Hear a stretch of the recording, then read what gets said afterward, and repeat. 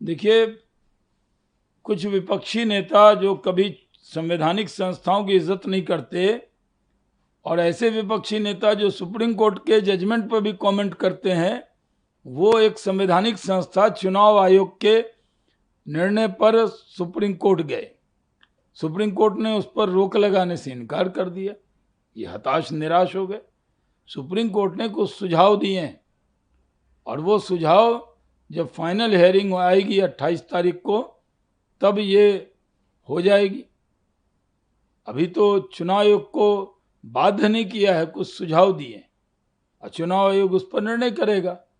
देश में चुनाव आयोग का सम्मान है और इन विपक्षी नेता को भी चुनाव आयोग का सम्मान करना चाहिए। जब ये लोग जीत जाते हैं, कर्नाटक में, तेलंगाना में, हिमाचल में, वायनाड में, रायबरेली में, तब चुनाव आयोग अच्छा हो जाता है। और जब ये हार जाते हैं महाराष्ट्र में, हरियाणा में, दिल्ली में, जीरो पे आउट हो जाते हैं, तब चुनाव आयोग को ब्लेम करने लगते हैं। बिहार में ये जान रहे हैं कि हारने वाले हैं, इसलिए सुप्रीम कोर्ट में जाकर चुनाव आयोग को टारगेट कर रहे हैं। और चुनाव आयोग एक संवैधानिक संस्था है, उसका सम्मान सबको करना चाहिए। मनोज, बंदी के खिलाफ जिस तरीके से चुनाव आयोग ने कंसीडर करने की बात कही है आधार कार्ड और वोटर आईडी कार्ड को, देखिए, मनोज झा जी बयान तो दे रहे हैं, लेकिन उनको चुनाव आयोग का सम्मान करना चाहिए, संवैधानिक संस्थाओं का सम्मान करना चाहिए। सुप्रीम कोर्ट के कभी भी किसी भी निर्णय पर टिप्पणी नहीं करना चाहिए, ये तो पूरे आरजेडी के लोगों को याद रखना चाहिए। और इस पूरे मामले पर वो कोर्ट गए हैं, कोर्ट ने रोक लगाने से तो मना कर दिया। कोर्ट ने कुछ सुझाव दिए हैं, इसको विपक्ष अपनी जीत बता रहा है, लेकिन फाइनल निर्णय जब आएगा तभी कोई टिप्पणी की जाएगी। सर, जिस तरीके से बिहार का लगातार सवाल उठ रहे हैं, एक और मर्डर की घटना सामने आई है, क्या कहेंगे इस पूरे विषय पर? देखिए, बिहार में कानून का राज है, सुशासन है। नीतीश कुमार जी के नेतृत्व में पिछले 20 साल से एनडीए हुकूमत में है। जंगल राज का जो दौर था, जो 15 साल था, उसको हमने समाप्त किया है। बिहार में देर रात तक भी लोग चल सकते हैं, कोई दिक्कत नहीं है। ये सही है कि एक दो घटना हुई है, उस पर कार्रवाई हुई।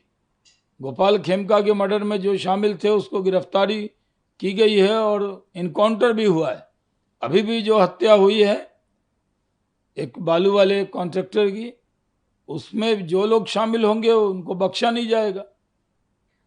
भगवंत मान की ने बयान दिया, पंजाब के सीएम कह रहे हैं भगवान ही जाने कि किस किस कंट्री में पीएम विजिट करेंगे, मग्नेशिया, गलवेशिया, ट्रेवेशिया, इस तरीके का बयान दिया। हालांकि इसको लेकर आपत्ति जाहिर की है एमईए ने भी, क्या कहेंगे इस पूरे विषय पर? देखिए, भगवंत मान पंजाब के मुख्यमंत्री हैं।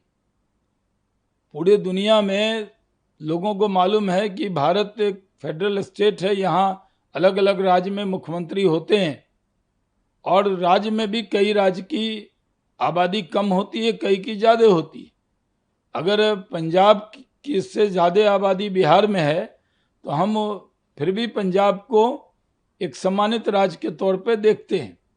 लेकिन प्रधानमंत्री जी का जो दौरा हुआ वो ऐसी कंट्री में हुआ जहां बहुत सम्मान भारत को मिला, भारत की नीतियों पे मोहर लगी और देश का बहुत बड़ा सम्मान है कि अपने देश के नेता को, भारत के 140 करोड़ लोगों के नेता को, भारत को यह सम्मान मिला है। लेकिन भगवंत मान जिस तरह मस्खरागिरी कर रहे हैं, ये कॉमेडियन था। अभी तक कॉमेडियन का जो लबादा है वो ओढ़े हुआ है। अभी तक नहीं पता कि कॉमेडी नहीं होती है मुख्यमंत्री पद पे।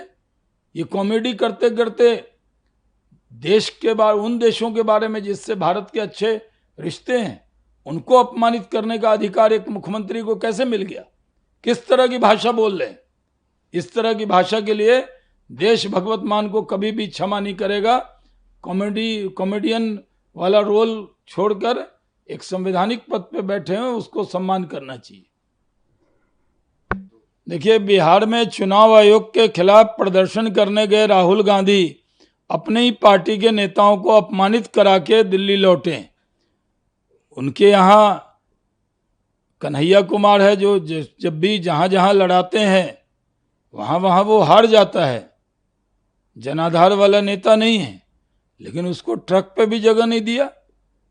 और पप्पू यादव तो जनाधार वाले नेता हैं, उन्होंने महागठबंधन की जमानत जब्त करा दी पूर्णिया के अंदर।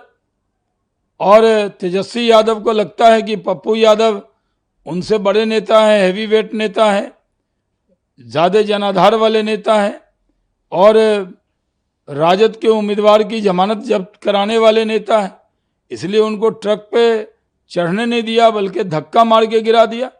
इतने पुराने सांसद हैं, इस तरह एक वरिष्ठ नेता का, पुराने सांसद का अपमान करने का अधिकार तेजस्वी यादव को नहीं है और अपने ही नेताओं का अपमान कराने का हक राहुल गांधी को नहीं है।